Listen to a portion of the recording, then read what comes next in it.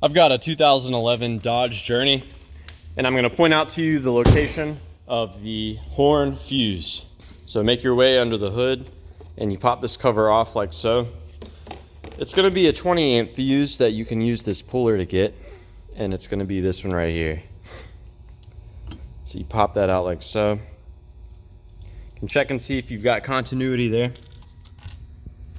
This one does have continuity, obviously, because the horn was working.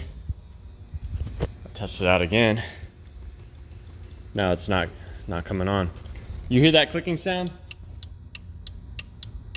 When I hit the horn, you hear the clicks? Yeah, that's the relay. And it's actually none of these relays, because I can pull all of them out. I'll pull out every single one of these relays, and you will still hear that clicking sound. I'll show you.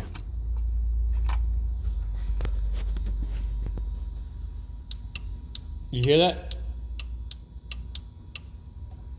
The relay is built into this assembly itself, which you actually can remove pretty easily.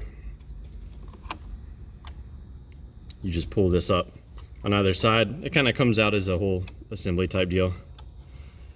But yeah, that's the fuse for you to check. And if your relay is bad, if you don't hear the clicking there, well, if you don't hear the clicking, I wouldn't be so quick to condemn the relay or this assembly.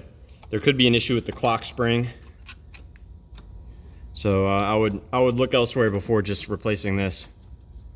But yeah, I hope this helps, and let me know if you guys have any questions.